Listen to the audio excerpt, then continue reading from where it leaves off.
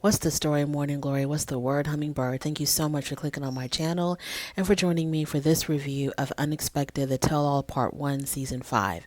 So, as far as the list of characters, everybody is there, some more so than others. Alex is definitely there, but he is choosing not to participate. And I'm like, okay, what makes you so special? I'm not a big look, I don't have anything really against Alex.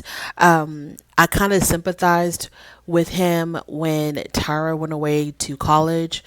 I don't know what he was doing. I thought he was taking care of the baby, but Tiara was like, no, he wasn't taking care of no damn baby. He was out there wilding out. So I've always, kind of liked Alex, but for him to not participate in the tell all, but to be there, I thought that was just whack. Everybody else has to face the hot seat. Everybody else is going to be interrogated and questioned and, talk about things that are very uncomfortable. So, Alex, what makes you any different? I don't understand. Why didn't you just stay home? Why do you make an appearance and then say, I'm not going to participate? Like, what makes you so special? I know the guys don't get paid, so there's no way to make him participate in the tell all. But I think that, Tyra's damn check should be reduced a little bit because her dude won't participate in the tell all. Like, that doesn't make any sense. We have questions for you, Alex, and you need to answer them. So, there's a question that came up about now when it comes to reunions, because the reunions are all over the place, they're not very structured. People talk out of turn. People bring up whatever topic they want to talk about. So my review is probably going to also be all over the place. So a question comes up to Kylan, which was, Kylan, did you wish you had your mom with you in the labor and delivery room? Kylan said, no, I was fine and I wanted my boyfriend there more. Okay, so Kylan, no matter what, will always choose Jason, no matter what. She will always choose Jason. She puts him above everybody else, including herself. So we're not surprised at all that she said that she was fine with her mom not being there and she was okay with Jason being there because she's head over heels in love. She is very much conditioned into believing that he is her end all and be all of life. He's everything to her. He is the beginning. He is the end. He is the alpha. He is the omega to her. So we understand why she said that. Kylan claims that she talks to Jason just as bad as Jason talks to her. So number one, she acknowledges that Jason does talk bad to her. Number two, Kylan, we don't believe you that you talk to him the way he talks to you. You may cuss him out because he needs to be cussed out because he's out of line with the things that he's doing to you and the things that he's saying. Okay, we understand that part, but you don't verbally abuse him. You don't emotionally abuse him. So for you to try to say, well, I talk to him just as bad as he talks to me, we don't buy that. It's not the same thing. Just because he treats you really bad and you stand up for yourself and you give him a good cussing out doesn't mean that you're talking to him in an abusive tone or in an abusive manner. So it's not the same thing, Kylan. Marie says that she was okay with not being there. I don't see how Marie could say that. I mean, and I'm assuming at this point, I'm assuming that they saw the season. I don't know because there were things that they were showing that clips from the season that they were showing and people seemed really surprised and shocked. So I don't know if they saw the season yet, but if you have seen the season, Marie, I don't know why you would say that because if that was my daughter and I saw how she was treated while she was in labor, I would have been like, no, I should have been there. I should have been the one to be there. But Marie, if you saw or if you heard anything about what happened, then I'm kind of looking at you sideways for you to say that it was okay with you to not be there because she didn't need Hurricane Jason while she was in the middle of labor. She needed someone to be very calming, very supportive of her, listening to her needs, not someone who was constantly working against her and fighting her and arguing with her while she was giving birth. So, Maria, I don't understand why you would say that it was okay for you not to be there. I can only give you the benefit of the doubt and say that maybe you said that because you had not seen the season yet. I don't know. So they switch over to Emerson and Mason, and they talk about, Emerson and Mason sleeping in the same room and all that nonsense. And Jenna said that it actually helped her and Aiden when they moved in together. It helped them become better parents. And I think she was referring to when both her and Aiden were living with her father, and they were living with her father together. So she says with them living under the same roof, it helped them become better parents.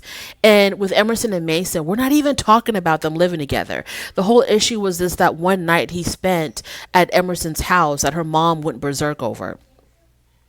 Erica says, Emerson's mother, Erica says that she wanted different for Emerson and she didn't want to be a 5 generation teen mom family. Now, when she said that, believe it or not, because I don't see it for Erica, I don't like her, I don't agree with anything that comes out of her mouth.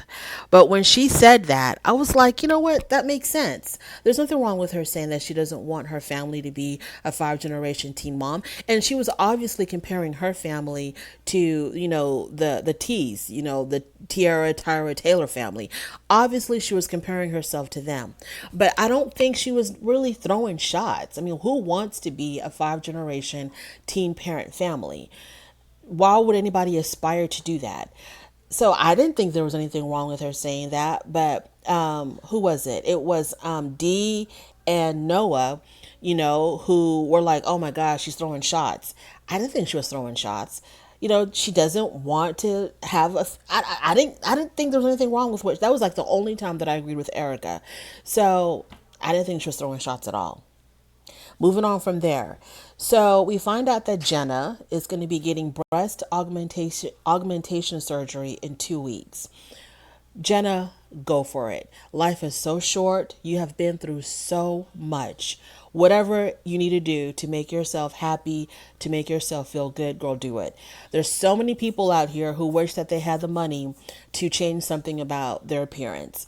And you have the funds, you're young, you're going to snap right back into recovery or whatever they call it. It's not going to take a long time for you to girl, go for it. If you've got the money, you're an adult, you can make your own decision. Whatever you have to do, just do it.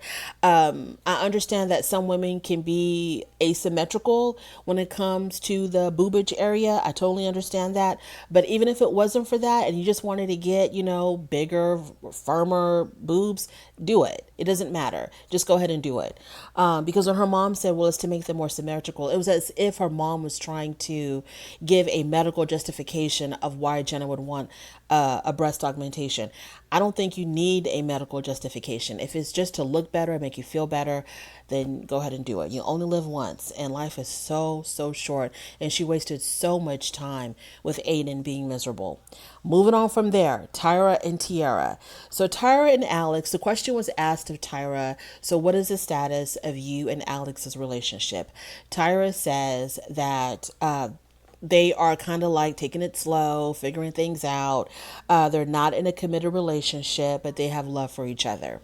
Once again, Tyra, you and Alex, I personally believe that y'all are together in a relationship. And I know the reason why you would want to hide it, because you don't want to be judged and criticized for, going back to someone who cheated on you. But y'all, I feel like y'all are together.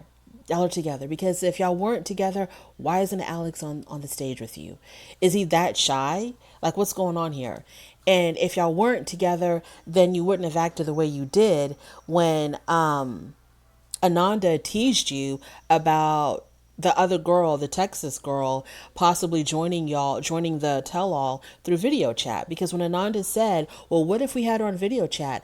I mean, Tyra, your reaction was so much like someone who was deeply in love with Alex. Like, you just were not ready to face the other woman. And you jumped out of your seat. You threatened to leave the tell-all because this girl might have appeared on video chat. Like, what's going on with that? Why wouldn't you want her to appear on video chat and ask her a couple of questions and just see, is Alex's story vibing with what he told you? That was weird that you would do that. So that told me everything that I needed to know, that you were still deeply in love with Alex and y'all are together and you consider him your man. Coming to find out, this girl has already given birth. The girl in Texas that supposedly Alex was cheating on Tyra with. She's already given birth. And Alex had decided she had given birth on the same day of Layla's birthday.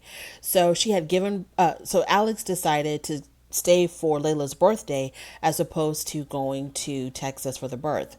At first, I was kind of like, "Ooh, wow." But then I was thinking to myself, well, he doesn't even know if that child is his. So why would he miss his own daughter's, the child that he knows is his, miss her birthday party or her birthday celebration to go to stand by, be by some girl's side who's giving birth to a child that may not even be his. So if it was not his, he's gonna look like a damn fool. So he made the right decision in staying for Layla's birthday party. Tyra said that Alex will always come back to her. Now, this is when I really have an issue with Tyra when she talks like this, because this isn't the first time that she said this, that he will always choose her. She will always be the number one woman in his life. He's always going to come back to her. And I don't know why she gets pleasure in saying this, because girl, you never say never. You never know what's going to happen. You probably had no idea that he was going to start a whole new relationship with somebody in a whole other state and spending his time and his energy going to go visit her. You probably never saw that coming. So you can never say never. Just because you had a kid with him doesn't give you any kind of priority in his life. So what if that other chick has a baby with him? What if that child ends up being his? So now where do you fall in on the totem pole? Like, just because you have a child with him, you think he's always gonna, like, Tyra, why do you talk like this? And you kind of make it seem like when you say he will always come back to me, you're inferring that you will always be available for him to come back to. And for him to come back, that means that you would be okay with him wandering around, fool all out there and then coming back to you, because you always love to claim how he's always going to come back to me. Her sister Tiara said, well, of course he's always going to come back to you because you always take care of him. You always let him back in. You pay for everything. You provide for him. So, when he gets some chick out there kicks him out, he's always going to come back to Tyra because Tyra will always have a home for him. And Tyra will always have, money for him and all of this and that. Moving on from there. So then Taylor, their cousin, comes on stage. Now, when the season ended, Taylor and Tiara were not getting along because of the whole nursery thing. One claims that the other stole their nursery idea.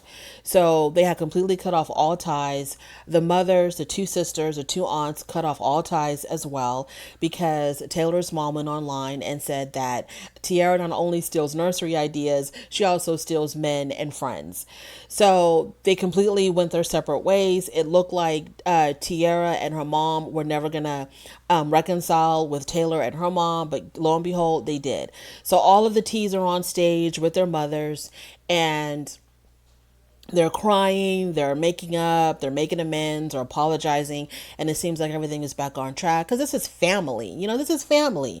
Yes, you're gonna go through a whole bunch of ups and downs and bumps in the road, but at the end of the day, this is still family. So it looks like that they've all kissed and made up, and D just looked bored out of his mind. Moving on from there, Kylan and Jason. So the parents of Kylan, I think it's Marie and Mike, they couldn't make it because of Mike's health. So they joined in through video chat. They replayed clips from the season, basically the whole labor and delivery segment, and everybody got to see Jason in his full glory and how horrible he was to Kylan. So Ananda points out his outlandish behavior towards Kylan. And Jason says, well, I don't think it's fair to judge anyone by a 10-minute clip. Jason, my love, it wasn't a 10-minute clip. It was an entire season. An entire season. It wasn't just the labor and delivery. It was how you were with her before, how you were with her afterwards. It was a whole entire season of you acting subpar. So Ananda says it was the whole entire season. And then Kylan says that she was okay with it all. She said that they've apologized to each other, they've talked it out, and it's all good in the world of Kylan and Jason. So Lily, because all the girls went backstage, all the teen moms went backstage, and they're watching, they saw the clips from the season and everything like that. So Lily backstage says, well, what does she have to say sorry for? Because, Colin says that I apologized to him, he apologized to me. And I was like, that's a really good question, Lily. What the hell did Colin have to say sorry for? Like, what did she do that was wrong? Jason's dad attributes Jason's behavior to a very stressful situation. So I was like, okay, so now it's crystal clear. Jason is obviously the way he is because this is his parents have created this monster. For him to say it's because it was a stressful situation, that's why he was so cold and callous and just absolutely horrible to Kylan because it was a stressful situation. No, sir. No, sir. We are not going to let you get away with that. No, sir. No, sir. No, sir. Because she is not the first female on earth to give birth. He's not the first teen dad or the first dad to be there by his girlfriend's side while she's going through labor. It is very possible, it is so possible to be a supportive partner without being an abusive partner. It's so possible to be calming and soothing and to help her and to assist her instead of combating her and arguing with her and going against her. So it's a stressful situation for everybody who's ever been through it. And it's been billions and billions of people who have been through this process. So, and no one acts like this. Well, I'm pretty sure there's people out there who act like that, but you know what I'm trying to say. It's possible to not be that crazy and that awful and that abusive in a very sensitive situation. So, Mr. Jason's dad, no, it's not because it was a stressful situation. It's because your son is, and I'm trying not to go there, and I'm trying to keep it cute. Your son is just, he was just a horrible boyfriend, a horrible, horrible, horrible boyfriend to her. He was abusive. He was emotionally, psychologically abusive to her. And he was hindering and not helping. And she could have done a whole lot better by herself.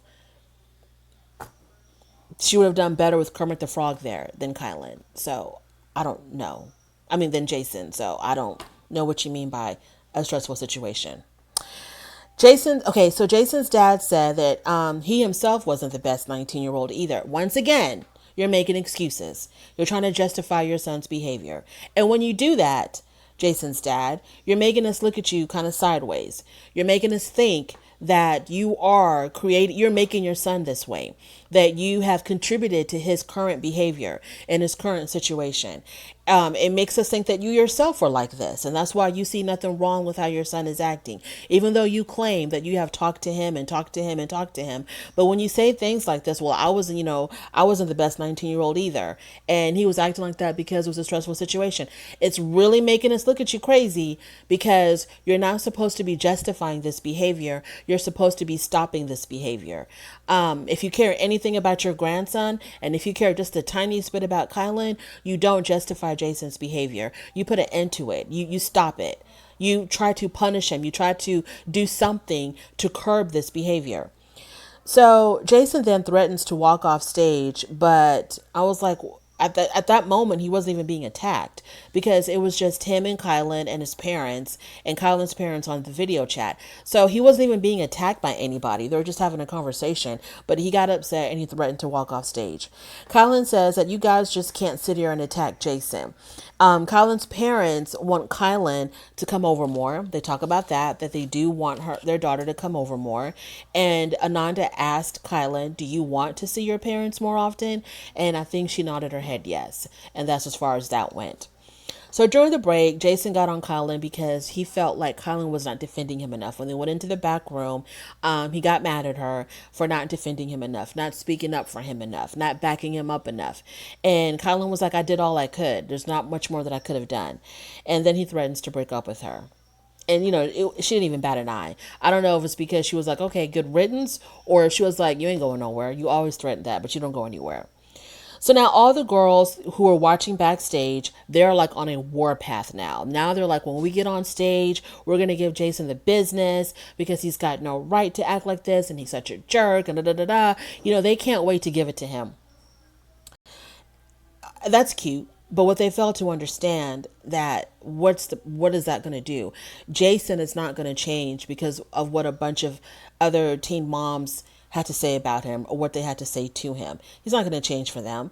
Kylan is not going to change because she's been conditioned to believe that this is her end all and be all. So she's not going to change. She's not going to break up with him. So what was the purpose? My whole thing is this.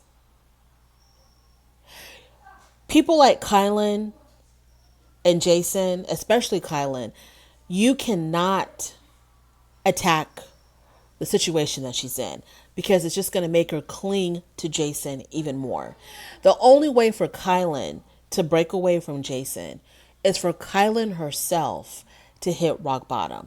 Now, the scary thing about that is that a lot of people are worried on what that rock bottom looks like. So they're trying to prevent her from reaching rock bottom with him. But Jason's like an addiction to her. She has to hit rock bottom before she realizes this is not a good situation. And people constantly berating her, attacking her, criticizing her, trying to give her unsolicited advice is not going to do anything. Her parents won't change her. His parents won't change her. The public won't change her. Not a single girl on that stage is going to change her. She has to just experience it herself. And we are scared of that because we think that her rock bottom is probably going to be something extremely tragic that she may never be able to come back from. So that's the conundrum here. But the attacking, the constant, like, girl, leave him. You can do better. He's not good for you. He's horrible. That's not going to work. That's just going to make her cling to him more and attack the rest of the world. And maybe that's why her family, her parents kind of have taken this very passive role in her relationship with Jason because they've probably were like, no, no, no, no, get away from him, come back home. And now she doesn't even go see them anymore. And the funny thing is, the question was asked, why don't you see your parents more often? And she said, because of transportation. And her parents says, okay, we can always come pick her up. It's not because of transportation. It's not because of transportation. If there's a will, there's a way. If she really wanted to see her parents, all she has to do is call them.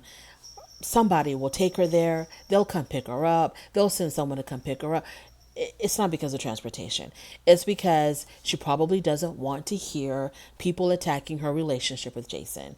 And so she probably threatened them, if you keep on talking about my man, you're not going to see me anymore. And they probably kept on talking about him. And it probably wasn't even, it wasn't even in a really negative way.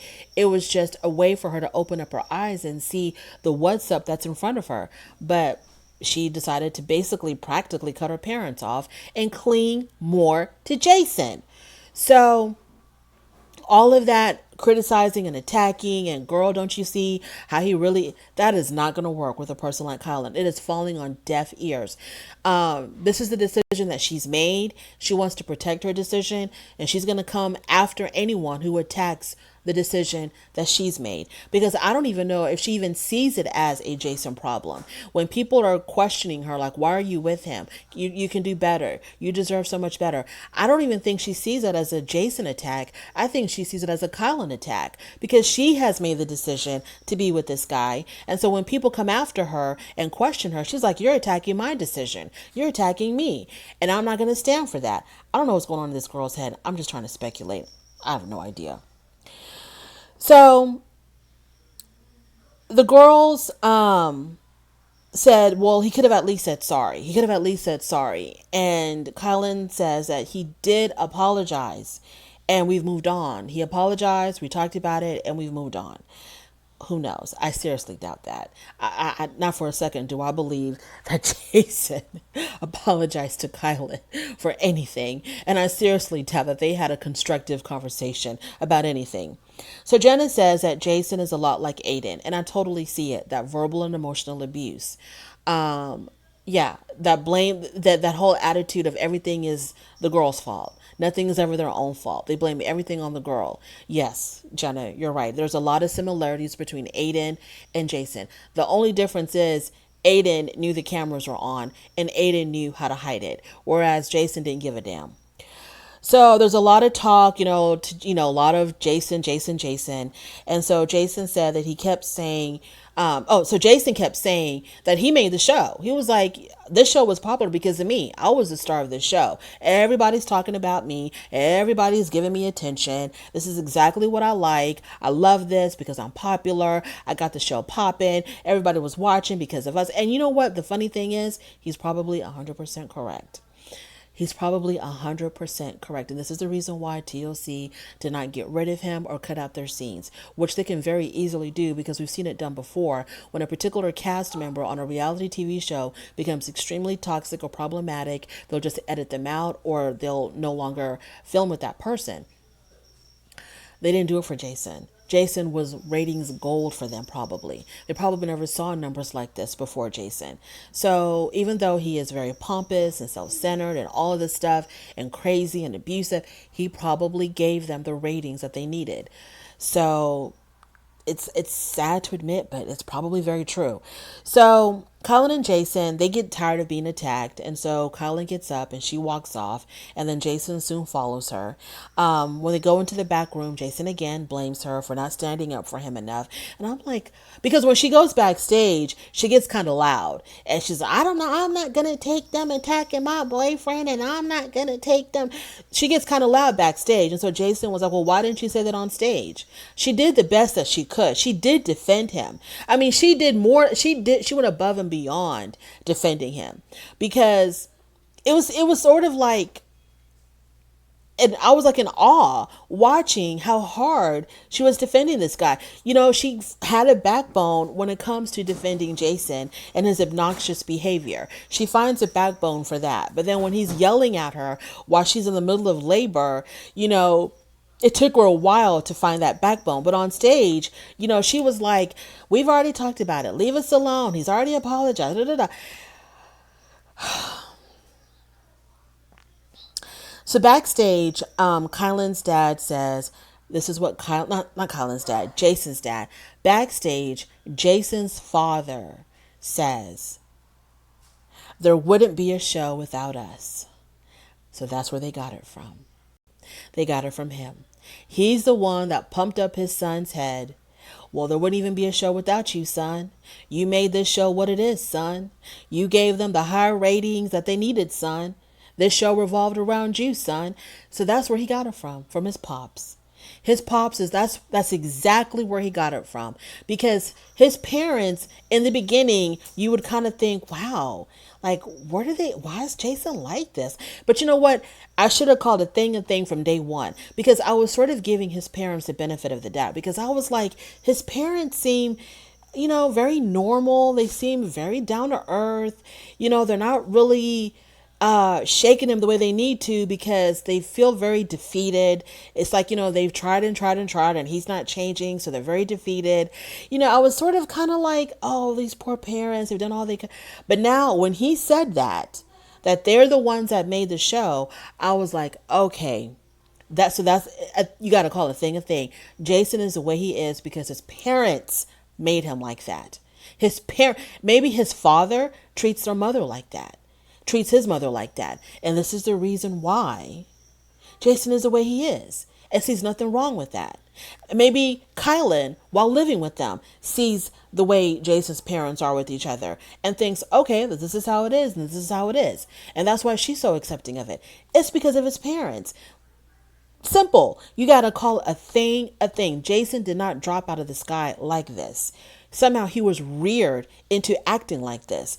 I don't know the psychology of it all. I don't know if it was just that they spoiled him, they never told him no, or if his father was acting just like the way he's acting, and so Jason is the exact carbon copy of his father, but it came from his parents.